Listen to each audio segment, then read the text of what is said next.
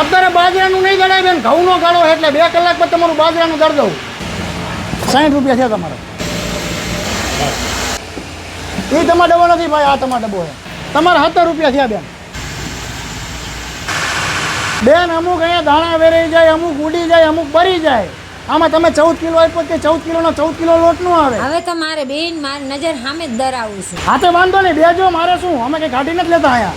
તમને એવું લાગે કે બીજી ઘંટીએ દરાઈ દેજો, લો.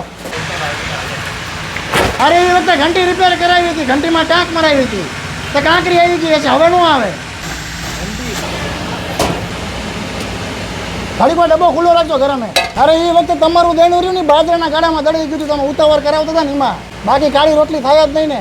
ઓલી વખતે મેં તમને રોટલીનું કીધું હતું કે નહીં, તો તમે ભાખરીનું દળ નાખ્યું. આ વખતે રોટલીનું જ દળ. કઈ વાંધો નહીં. 8 વાગ્યા સુધી ખુલ્લું રહે, પણ 7:30 પેલા આવી જજો ને, કે પછી કાલ. હે ના, રવિવારે બંધ નથી રાખતા, પણ આ રવિવારે હું પ્રસંગમાં બહાર ગયો હતો ને એટલે બંધ હતી, બાકી બપોર સુધી ખુલ્લી હોય.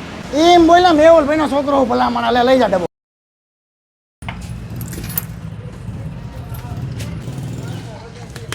હા, એ તમારું ઢાંકણું જોશના બેનના ડબ્બામાં જતું રહ્યું હે.